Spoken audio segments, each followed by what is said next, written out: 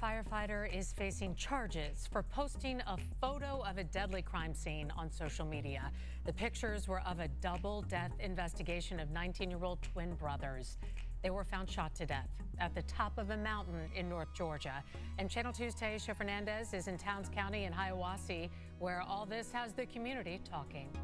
If you've never been up here, I just want to show you how difficult it is to get to the top of Bell Mountain. This is the one road you can take. It's narrow, it's steep, and it was very, very windy. People in this community who come up here often, they were shocked that twin boys were up here, both shot to death, and it's just hard for them to believe that this was a murder-suicide. As a parent, that's a hard buy. Shane Bray is puzzled by the deaths of these twin brothers, especially after the DVI said this was being investigated as a murder-suicide. I can't say what happened. Wasn't there, but that's a tough sell. Quadir and Nazir Lewis were 19-year-old identical twins from Lawrenceville. According to their family, they had lots of love between one another and lots of life plans, including a trip to Boston scheduled the day before they were found dead.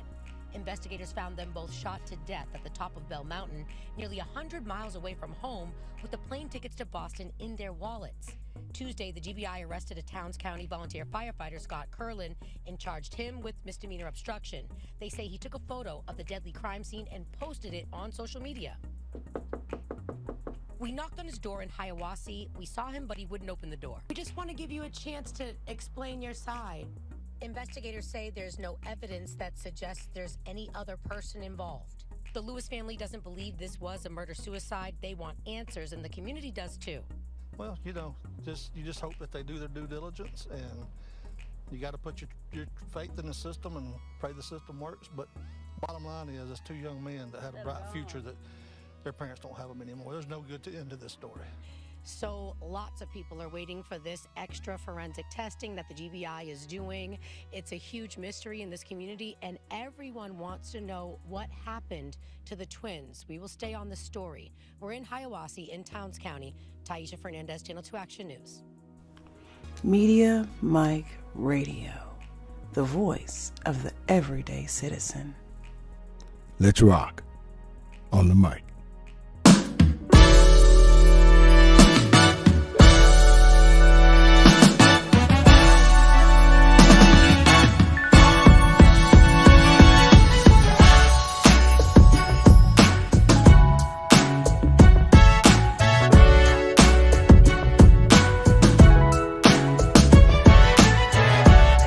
What's up, everybody, and you are listening to the best of the Media Mic Radio Show.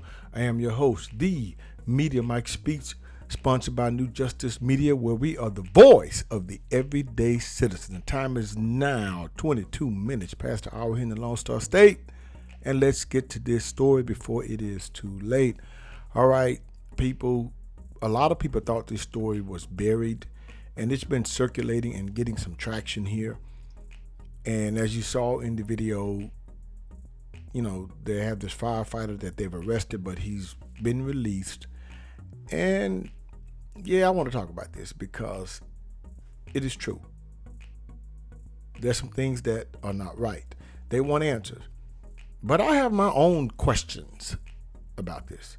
Now, these two 19-year-old young men, as you saw in the video, Quadir Malik Lewis and Nazir Rahim Lewis, were found by hikers at the top of the Bell Mountain in Georgia. Now, this happened on March 8th.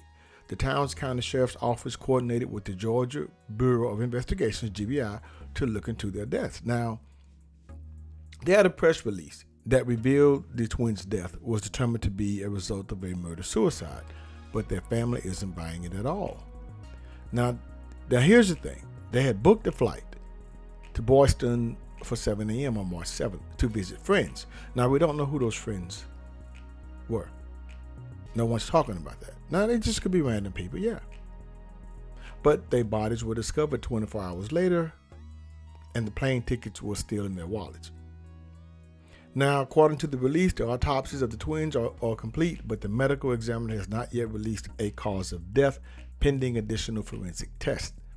Nevertheless, the GBI, the Georgia Bureau of Investigations, stated that their preliminary investigation reveals the death to be a murder-suicide. Now, the people don't like that. Now, here's the thing. Those young men, those twins, they lived in Lawrenceville, Georgia. This is about 90 miles from where the bodies were discovered. And they were both found with gunshot wounds. Now, they didn't say that they found a firearm near the scene, but the investigation is ongoing. Now, here's a quote from the family. "We want answers. We want to know exactly what happened to the twins," said another aunt, Samir Bronner, who said that as soon as the family saw the GBI's preliminary cause of death, the family knew right away that wasn't true. She also questioned where the twins were found. Now, they're not an investigator, but they're going to quickly say it's not true. Now, they go on to quote, "How did they end up out in the mountains?" Now, that is a good question. She wondered. Now, I'm asking that too. They don't hike. They've never been out there. Well, you don't really know that, ma'am. You don't know that. They don't know anything about that part of Georgia. You don't know that either. They've never heard of Bear Mountain. You don't know that either. How did they end up right there? Unquote. Question. True. I want to know too. Now, the volunteer firefighter who responded to the scene of the twin brothers' death in the mountains is now facing charges because that's obstruction. Scott Curlin, 42, is accused of taking photos of the scene and sharing them on social media. That's stupid. Stupid. The GBI investigation charged him with misdemeanor obstruction. Yeah, that's stupid, but he's not a suspect in this case. He just did something stupid. Now, here's the thing. These are the questions I have about this. What I'm not hearing. These are my thoughts. First, yes, this is a tragedy, and prayers go out to the family. However, I believe we are missing some things that are not being asked. First, who was taking the young men to the airport? See, the family somehow glosses over that. It's like that's not even mentioned. How were they getting to the airport? If the flight was at 7 a.m., then they had to be up at least by 5, or at least at the airport at that time. So how were they getting there? The family should know.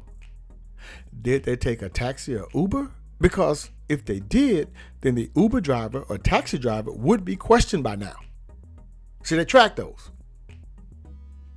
Why don't we have any updated photos of these young men? Looks like only high school or prom pictures are shown here. I mean, it's a whole year or two later. Things that make you go, How did they get to those mountains? I'm still curious about how they were going to the airport. The family still seems to just somehow gloss over this. I don't know. See, as an investigator, you have to start at A in the alphabet, or as investigators, they approach the scene and work backwards and return to the point of origin. Well, let me know what you think about this, because I have questions here. The family is not saying who was going to take them to the airport. What, they woke up that morning and just walked out the house? So it's strange here. I don't want to think the family knows something, but it seems kind of weird that part they're missing. See, the photos just keep talking about high school. Yeah, they're 19. So those photos, if they graduated last year too, that's about a year and a half ago. So let's see some updated pictures here. I'm just saying, but it just appears that this is strange that no one's talking about they were on their way to the airport. What did they hitchhike to the airport? Because normally, you're up and your kids, you see them when they walk out the house, it's like, hey, y'all gone? Or the people take you to the airport. Who were they staying with? Were they staying with the family? Were they staying somewhere else and on their way to the airport? See, these are things that they're not talking about here. But I hope that if they were unalived by someone, that they be captured and put in jail. But as time goes on, eventually the truth will prevail. Until next time, this is your guy, Mr. Educator, Mr. Communicator, Mr. Free Thinker. Subscribe, share, and like to keep me rocking on the mic. Have a good night. Media Mike Radio, the voice of the everyday citizen. Understand you soon, it won't be long. Keep on, keep running.